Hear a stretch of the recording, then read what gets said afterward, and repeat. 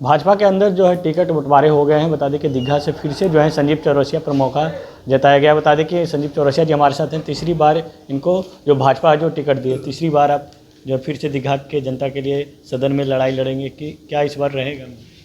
निश्चित तौर पर भारतीय जनता पार्टी ने जो विश्वास व्यक्त किया है केंद्रीय नेतृत्व को और राज्य के नेतृत्व को, माननीय प्रधानमंत्री जी, माननीय राष्ट्रीय अध्यक्ष जी, माननीय प्रदेश अध्यक्ष जी, उप मुख्यमंत्री जी, सभी को बहुत बहुत धन्यवाद है।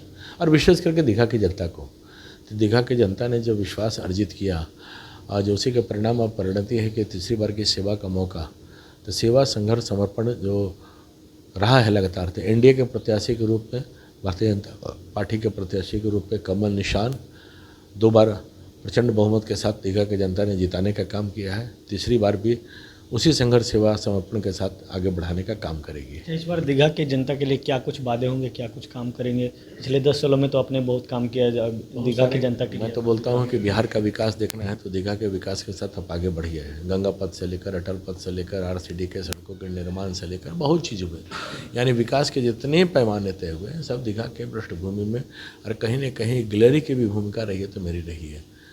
तो आने वाला समय में बहुत सारे ऐसे और हैं जो छूटे हुए नाले हैं, जो सड़कों के लिए है, और विशेष करके हर सेक्टर में, हर परिस्थितियों में लड़के झगड़ के सब करवाए हैं।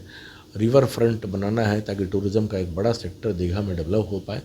तो आने वाला समय की छोटे कार्य से लेकर बड़े कार्य जो बचे हुए हैं उसको हम आगे बढ़ाने का काम करेंगे। अभी आपको यहाँ से टिकट फाइनल कर दिया गया है, लेकिन अभी जो महागठबंधन के अंदर जो है अभी भी राड छिड़ने को देखने को मिल रहा है। भाकपा माले के दिव्या गौतम है, वो 15 तारीख को नॉमिनेशन करने जा रही है, यानी कल आप भी नॉमिनेशन करेंगे, कल वो भी करेंगे, लेकिन अभी तक वहाँ सीट बंटवारे के लेकर कुछ चर्चा नहीं हुई है।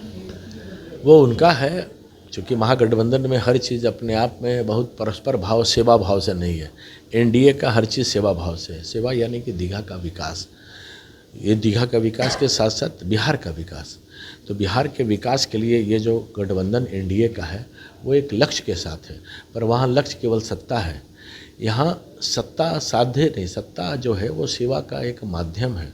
तो हम लोग उस सेवार्थ काम कर रहे हैं, इसके लिए कहीं कोई कठिनाई नहीं हुई, सब चीज़ एज इट इज़ और बढ़िया से हो गया। अच्छा, इस बार दीघा की जनता के लिए क्या कुछ होगा? तीसरी टर्म में आप फिर से विधायक, दीघा की जनता का आशीर्वाद दी तो विधायक बनेंगे, तो ऐसे में क्या इस बार जो जनता के वादे होंगे, कुछ करेंगे? जनता के जो मैंने बताया पूर्व में भी कि बहुत सारे विषय हैं। 10 से 24 एकड़ का जो लगातार हमने संघर्ष किया, चलते हुए गोली में खड़े रहकर कहें कि पहला गोली अगर चले तो विधायक के ऊपर चलेगा, ऐसे अनेक पैमाना को आगे बढ़ाने का काम किया है।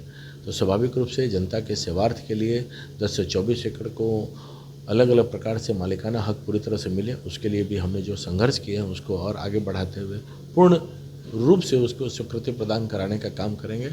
और ऐसे बहुत मुद्दे हैं जिसको लेकर हम निश्चित तौर पर जो काम छूते हैं उसको आगे बढ़ाने का काम करेंगे। एक सवाल मेरा होगा, अगर आप फिर से तीसरी बार विधायक अब बनते हैं तो पहला विधायक बनने के बाद जनता के लिए क्या कुछ दीघा की जनता के लिए होगा? पहला काम ऐसा 10 से 24 एकड़ का जो मामला लंबित है मालिकाना हक के लिए, लगभग हो चला था, पर किसी कारण से, लीगल कारण से जो मामला जो फंस गया है उसको फिर से अमल जामा पहनाया जाएगा, और उस मामले को हम निकालते हुए पूर्णतः इसको स्वच्छ रूप से ठीक हो जाए, वो पूरा प्रयास रहेगा मेरा। ये थे दीघा के विधायक संजीव चौरसिया जी। बता दें कि भारतीय जनता पार्टी तीसरी बार फिर से मौका इन पर विश्वास दी है कि फिर से यहाँ से विजय बने, लेकिन दीघा की जनता के लिए उन्होंने वादा किया कि जब हम यहाँ से तीसरी बार विधायक बनेंगे तो सबसे पहला मेरा काम होगा जो 10 से 24 एकड़ की जो ज़मीन है वो ज़मीन को जल्द है उसका निराकरण हो जाएगा। सहयोगी सोनू सर्वे को पटना।